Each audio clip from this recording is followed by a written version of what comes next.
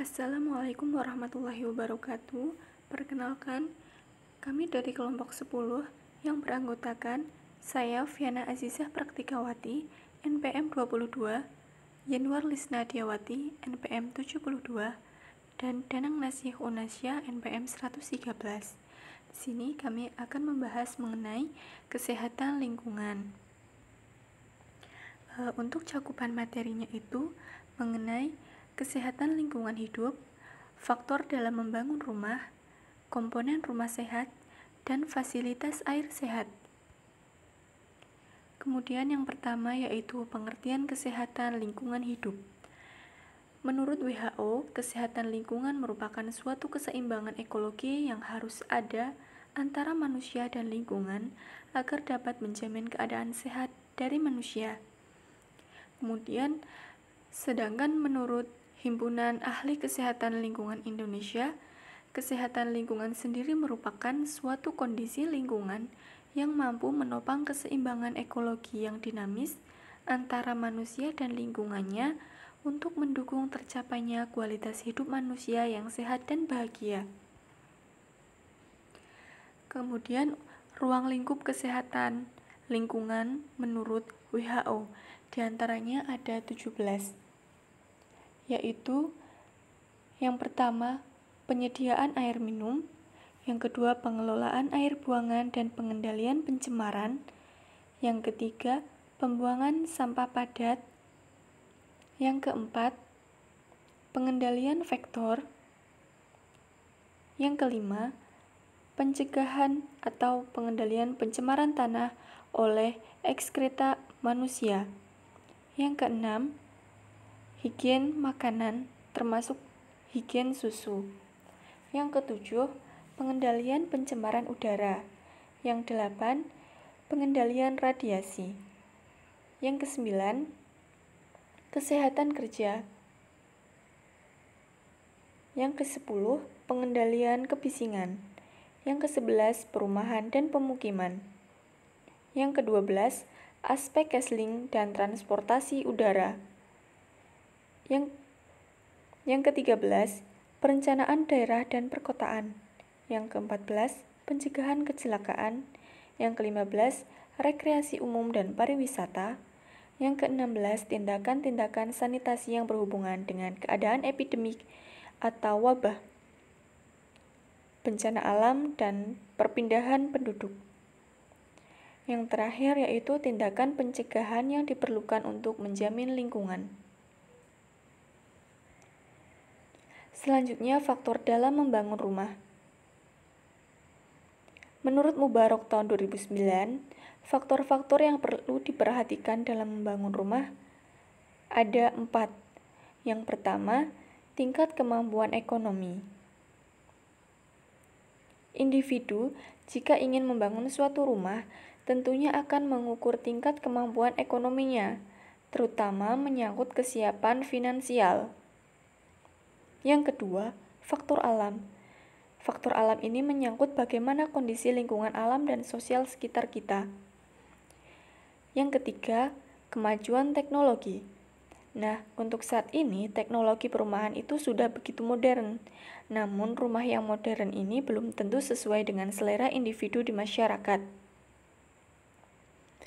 Yang terakhir, yaitu peraturan pemerintah.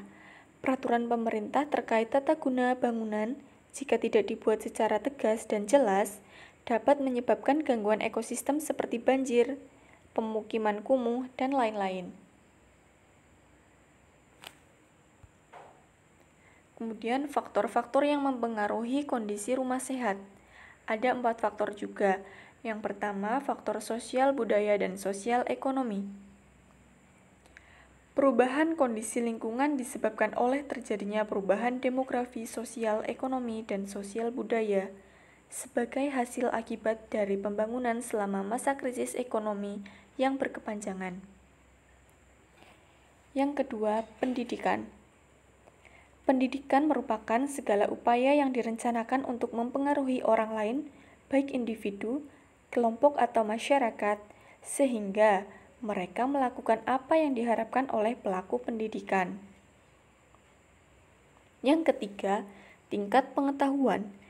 Dari pengalaman dan penelitian, ternyata perilaku yang didasari oleh pengetahuan akan lebih langgeng atau lebih lama bertahan daripada perilaku yang tidak didasari oleh pengetahuan. Kemudian yang terakhir yaitu sikap. Sikap merupakan konsep yang sangat penting dalam mempengaruhi terjadinya perilaku, karena kecenderungan bertindak dan berpersepsi. Kemudian yaitu komponen rumah sehat. Nah, rumah sehat ini sendiri secara umum merupakan diartikan sebagai tempat berlindung atau bernaung dan tempat untuk istirahat, sehingga menumbuhkan kehidupan yang sempurna, baik fisik, rohani, maupun sosial.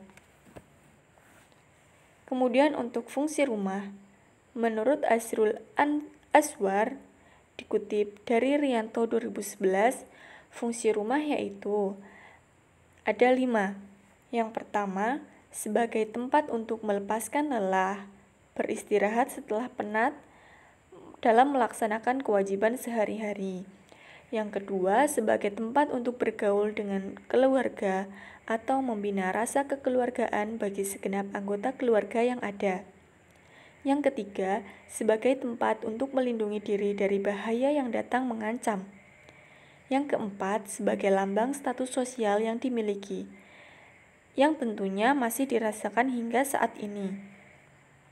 Dan terakhir, sebagai tempat untuk meletakkan atau menyimpan barang-barang berharga yang dimiliki, terutama yang masih ditemui pada masyarakat pedesaan.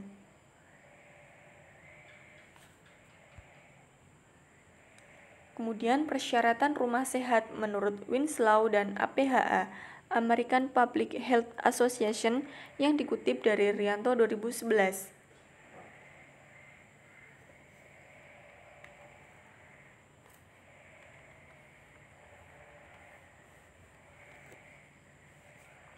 Yang pertama, memenuhi kebutuhan fisiologis. Yang kedua, memenuhi kebutuhan psikologis. Yang ketiga, memenuhi persyaratan pencegahan penularan penyakit. Yang keempat, memenuhi persyaratan pencegahan terjadinya kecelakaan. Nah, yang dimaksud memenuhi kebutuhan fisiologis di sini antara lain yaitu pencahayaan, penghawaan atau ventilasi, ruang gerak yang cukup, terhindar dari kebisingan atau suara yang mengganggu. Kemudian yang kedua, memenuhi kebutuhan psikologis. Memenuhi kebutuhan psikologis antara lain yaitu cukup aman dan nyaman bagi masing-masing penghuni rumah, privasi yang cukup, komunikasi yang sehat antar anggota keluarga dan penghuni rumah, serta lingkungan tempat tinggal yang memiliki tingkat ekonomi yang relatif sama. Yang ketiga, memenuhi persyaratan pencegahan penularan penyakit. Yang dimaksud di sini, pencegahan penularan penyakit antar penghuni rumah dengan penyediaan air bersih, pengelolaan tinja dan air limbah rumah tangga, bebas vektor penyakit dan tikus, kepadatan hunian yang berlebihan, cukup sinar matahari pagi, serta terlindunginya makanan dan minuman dari pencemaran. Yang terakhir yaitu memenuhi persyaratan pencegahan terjadinya kecelakaan. Nah, baik yang timbul karena keadaan luar maupun dalam rumah, termasuk dalam persyaratan ini antara lain bangunan yang kokoh, terhindar dari bahaya kebakaran, tidak menyebabkan keracunan gas, terlindung dari kecelakaan lalu lintas, dan lain sebagainya. Selanjutnya yaitu komponen yang harus dimiliki rumah sehat. Yang pertama yaitu fondasi yang kuat untuk meneruskan beban bangunan ke tanah dasar, memberi kestabilan bangunan, dan merupakan konstruksi penghubung antara bangunan dengan tanah. Yang kedua, lantai kedap air dan tidak lembab. Tinggi minimumnya itu 10 cm dari pekarangan dan 20 cm dari badan jalan. Bahan kedap air untuk rumah panggung dapat terbuat dari papan atau anyaman bambu. Yang ketiga, memiliki jendela dan pintu yang berfungsi sebagai ventilasi dan masuknya sinar matahari dengan luas, minimum 10% luas lantai. Yang keempat, Dinding rumah kedap air yang berfungsi untuk mendukung atau menyangga atap, menahan angin dan air hujan, melindungi dari panas dan debu dari luar, serta menjaga kerahasiaan atau privasi penghuninya. Yang kelima, langit-langit untuk menahan dan menyerap panas terik matahari. Yang keenam, atap rumah yang berfungsi sebagai penahan panas sinar matahari. Selanjutnya, parameter dan indikator penilaian rumah sehat. Lingkup kelompok komponen penilaian. Yang pertama, kelompok komponen rumah. Kelompok komponen rumah ini meliputi langit-langit, dinding, lantai, ventilasi, pembagian ruang atau tata ruang, dan pencahayaan. Yang kedua, kelompok sarana sanitasi. Kelompok sarana sanitasi ini meliputi sarana air bersih, pembuangan kotoran, pembuangan air limbah, sarana tempat pembuangan sampah. Yang ketiga, kelompok perilaku penghuni. Kelompok perilaku penghuni ini meliputi membuka jendela ruang di rumah, membersihkan rumah dan halaman, membuang tinja ke jamban, dan membuang sampah pada tempat sampah. Kemudian ada aspek komponen rumah yang memenuhi syarat rumah sehat. Yang pertama ada langit-langit. Nah, persyaratan untuk langit-langit yang baik ini yaitu yang mudah dibersihkan, tidak rawan kecelakaan, berwarna terang, dan harus menutup rata kerangka atap.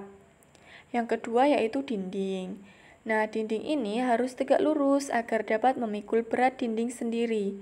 Beban tekanan angin dan bila sebagai dinding pemikul harus dapat memikul beban di atasnya. Nah, dinding harus terpisah dari pondasi oleh lapisan kedap air agar air tanah tidak meresap naik, sehingga dinding terhindar dari basah, lembab, dan tampak bersih tidak berlumut. Yang ketiga yaitu lantai. Lantai ini harus kuat untuk menahan beban di atasnya. Kemudian, lantai juga harus rata, tidak licin, stabil waktu dipijak. Kemudian permukaan lantainya ini mudah dibersihkan dan kedap air. Untuk mencegah masuknya air ke dalam rumah, untuk rumah bukan panggung sebaiknya tinggi lantai kurang lebih 10 cm dari pekarangan dan 25 cm dari badan jalan.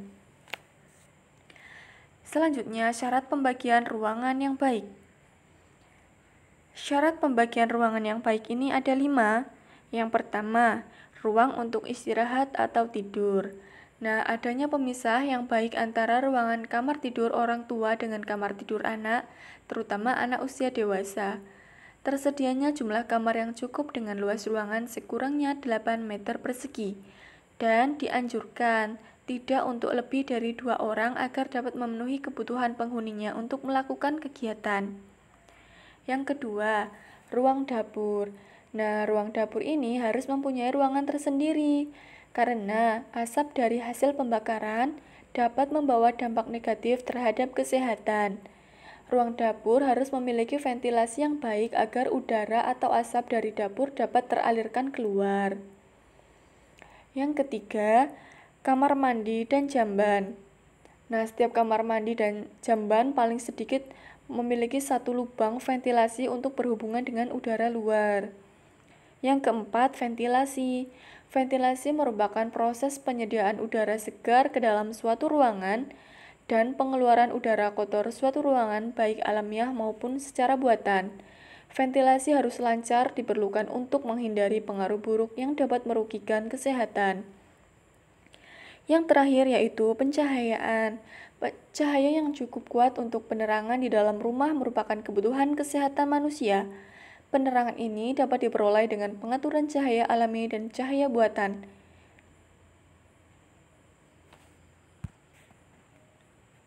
Yang terakhir yaitu fasilitas air sehat. Yang pertama, pengertian air sehat. Air sehat merupakan air yang terlihat jernih dan tidak keruh serta tidak terkontaminasi zat organik atau bakteri. Kemudian ada syarat air sehat. Yang pertama, syarat fisik. Nah, persyaratan fisik ini untuk air minum yang sehat yaitu bening atau tidak berwarna, tidak berasa suhu di bawah suhu udara di luarnya sehingga dalam kehidupan sehari-hari. Kemudian, syarat bakteriologis. Air untuk keperluan minum yang sehat harus bebas dari segala penyakit, terutama bakteri patogen. Kemudian, syarat kimia. Untuk syarat kimia, air minum yang sehat harus mengandung zat-zat tertentu di dalam jumlah yang tertentu pula. Yang terakhir yaitu sumber air minum. Ada air hujan.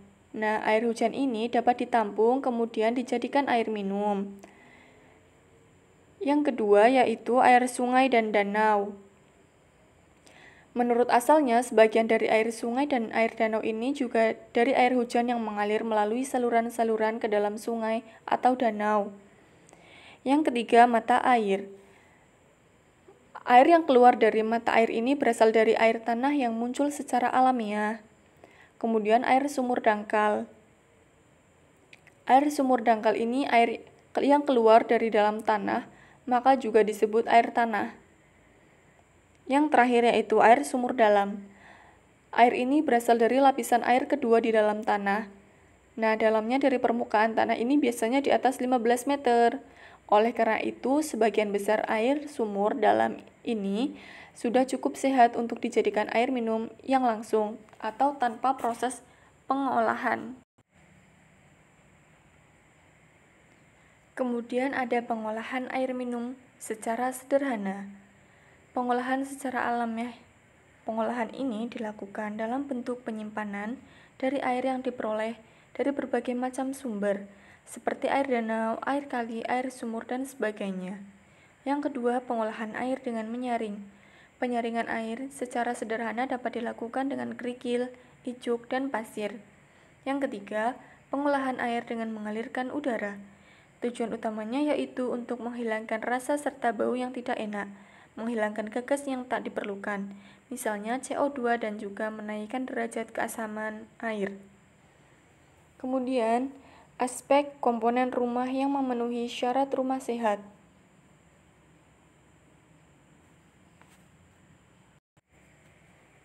Mohon maaf, selanjutnya yaitu pengolahan air minum.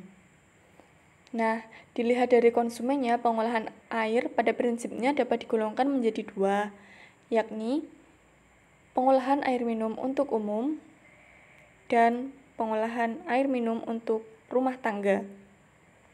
Yang pertama, pengolahan air minum untuk umum. Ada tiga, yaitu penampungan air hujan, pengolahan air sungai, dan pengolahan mata air. Yang pertama, penampungan air hujan. Air hujan ini dapat ditampung di dalam suatu dam, kemudian dialirkan ke danau melalui alur air. Nah, untuk di sekitaran danau ini dibuat sumur pompa atau sumur gali untuk umum.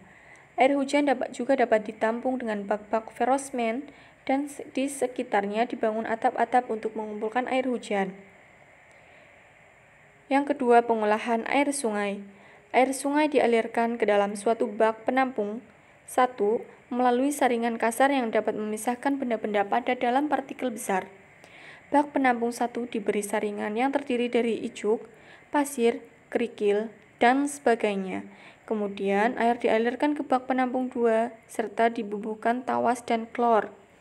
Kemudian dialirkan ke penduduk atau diambil penduduk sendiri langsung ke tempat itu. Untuk terbebas dari bakteri, bila air akan diminum masih memerlukan direbus terlebih dahulu. Yang ketiga, pengolahan mata air.